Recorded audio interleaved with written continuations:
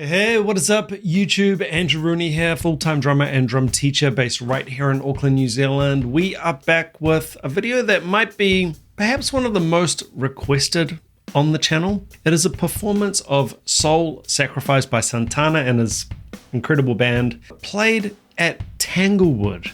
Not the live at Woodstock 1969, but a year later in Tanglewood, 1970. And from what people have been messaging me, basically since I uploaded this video, is that the Tanglewood performance is, if anything, even better, which I find almost impossible.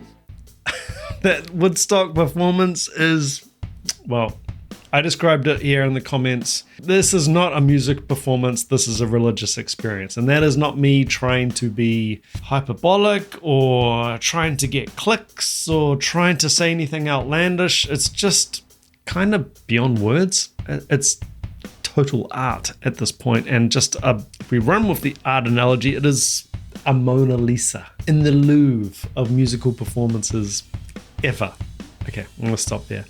I'll point out that Michael Shreve, the drummer in question here, actually did comment on that original video, which makes me giddy with excitement. We're going to get straight to it, not too much housekeeping today. I'm going to keep notes, so I might stop it here and there if I feel like I need to. Otherwise, we're just going to roll straight through and catch up at the end on anything I notice. And yeah, let's take it back to 1970 and the iconic Santana, a year after that groundbreaking performance at Woodstock, which must have just catapulted them into superstardom, I'm assuming. Guys, I always appreciate your feedback. Hit me in the comments section. Original video link in the description of each of my videos. Do check that out. With that said, let's check it out. Soul Sacrifice, Tanglewood. You asked for it, you got it. I don't know if I'm ready for this.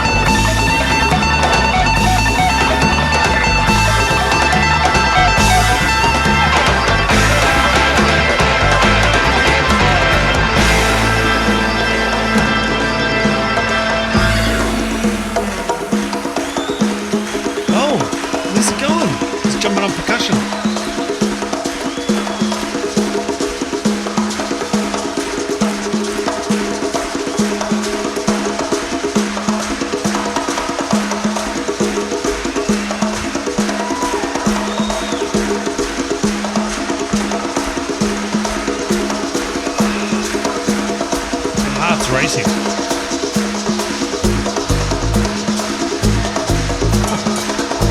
It's so funky. So sparse, but it's so funky.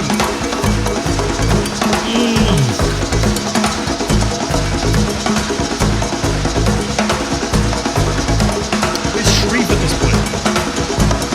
Look at Santana.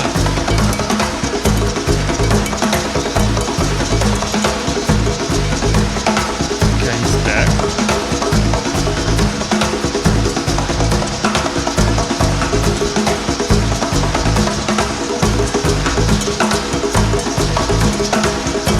Hypnotic. Totally hypnotic.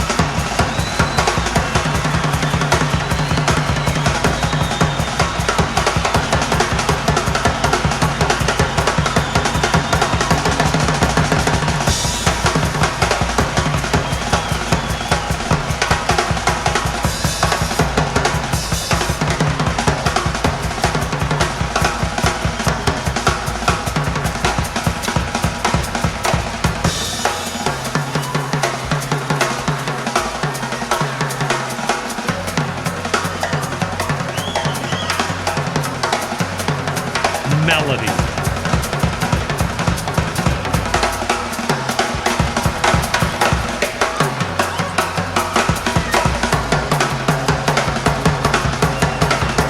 Motif, repetition.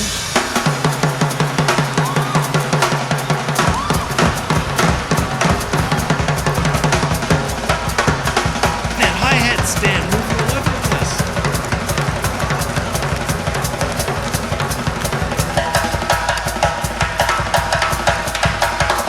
Let's go for that timbali sound.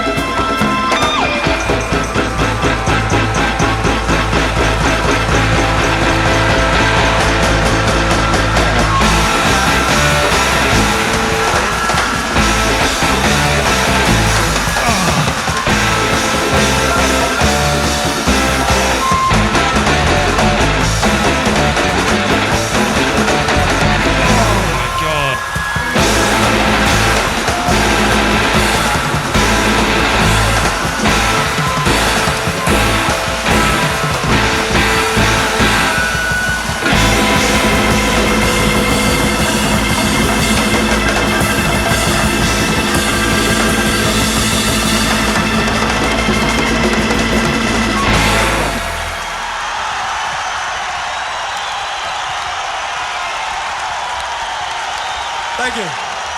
Unbelievable. Unbelievable. Imagine following that. Imagine that's your opening band and you're going on stage after that. On the previous video, I talked a little bit, from memory, I talked a little bit about sort of the cultural impact, how I felt that Woodstock performance sort of fit, with where the world was. The 60s were a volatile decade. You might say, well, it's pretty volatile these days. Well, it's always volatile. 60s, there's a lot going on. Vietnam, the space race, the Cold War, the hippie movement. There were a lot of, I guess, cultural things. There was a lot of change. There was a lot of volatility and change. I talked a bit about that on the previous video, so I'll leave that. But obviously, there's the backdrop of that. We've also got here, we've got a whole other year. I had a look, and it looks like it is about, literally, it might be a year. It might even be sort of the year anniversary since that original Woodstock performance, which I think the Woodstock performance, I don't like to say that one's performance is better than the other, but obviously the other one had so much impact, right? And it was a shock.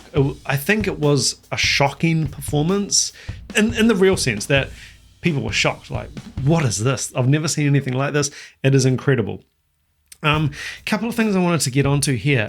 First of all, the mix and the sound. This is 1970.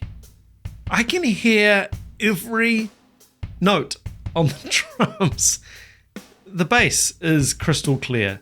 The percussion is crystal clear. We've got, I don't know, at some points we've got sort of 5 people playing percussion. We've got maracas, and we've got Santana himself playing cowbell. We've got 2 congas. There is a lot going on. Can hear every note. It's absolutely stunning. And when the guitar solos kick in, or the organ solos kick in, it just cuts right through the mix. Magical. I don't even know how they're doing that. It's some real onstage band mix, right? Eye contact. So you would have noticed there's a lot of points where Santana, he's sort of corralling the band. He's walking around, he's looking at Michael Shreve. Michael Shreve's going off. Well, actually, not even just on the solos. He's playing ensemble. He's playing time in the ensemble. And Santana's looking at him and like, more, I want more energy. And there's just this circular force going around. He's doing that with all the band members. He is a lot like James Brown, actually, where he'll go around and demand from the bandmates. Also, in terms of that band interaction and fire that we all want and we all search for, and sometimes we don't quite get that element in music these days, that band interaction fire when everything's so separated. No in-ears, right? These days, we're all on in-ears. We all know and love our in-ears, and we can't really play anything with a click track without our in-ears, so we need it, but we do get separated. We do end up in somewhat of a bubble, in our own bubble on the stage. If I'm playing drums, especially behind a screen, got my in-ears in, I'm playing to the click, yeah, sure, I've got the band in my mix, but there is an element of band interaction missing. I think if you want a little bit of fire, especially in an improv setting like this, take out the in-ears, just play. Mix yourselves and just play. I wanted to talk a little bit about technique. So he's playing traditional grip here, which I'm shocked to say that I actually went through university through my jazz degree playing traditional grip, as opposed to matched grip where both hands are matched or the same. Traditional grip like this, people seem to think that comes from marching drumming, where to actually hit the snare, which was on a lean, strapped around your neck and on the side, to actually hit the snare, you had to be in a traditional grip on that left hand, who wouldn't be able to even hit the drum. So, yeah, neither grip is better or worse. It's just notable, especially because of the style of music we're playing. There's a lot of improv. There's a lot of jazz vocab going on here. And that sort of leads into, believe it or not, the actual kit type and the setup. It's a 4-piece drum kit. Now, if you've heard the term 5-piece drum kit, 4-piece drum kit, just so I can clarify a few points here on the channel. Because a lot of non-musicians, a lot of non-drummers watch my channel. 4-piece drum kit, just the drums, not the cymbals, okay? So when we say 4-piece drum kit, it's going to be a kick or a bass drum, snare drum, 2 toms. 5-piece drum kit, typically we'll add an extra tom. Kick, snare, tom, tom, tom. Cymbals, separate. They're not counted as part of the piece drum kit. Oh, and why I bring that up and why it's relevant to the traditional grip, it all points to a little bit of a jazz or a lot of a jazz leaning in Michael Shreve, the drummer. 4-piece drum kit, the classic. The setup I love, the setup I know and love, especially from being at jazz school, all the kits there were 4-piece drum kits. You got used to making do with a 4-piece and saying what you need to say in a 4-piece. Don't need a whole bunch of extra stuff. You know, if you got those kind of chops and that kind of musicality and vocab. Oh, actually, just before I depart from the jazz thing, at one point on the solo there, I heard a little bit of Tony Williams. Now, there's a track called 7 Steps to Heaven by Miles Davis with Tony Williams on drums. It might be 1960, I think it's 1965. So that would have been a little, just, you know, still on the cutting edge for a young drummer like Michael Shreve. I'd be totally stunned if he wasn't a complete Tony Williams fan, because I hear a lot of that Tony Williams vocab in his playing, and that's not to disparage Michael Shreve at all, because of course Tony Williams borrowed his playing, as he would say himself, from people like Philly Joe Jones or this player or this player. That's how drumming works. It's not about being original, it's about being great and about being musical. And you do stand on the shoulders of the greats, and you borrow and you reference and you use this part and you use this lick and this phrase. It's all good. Nothing is totally original in music or on the drums.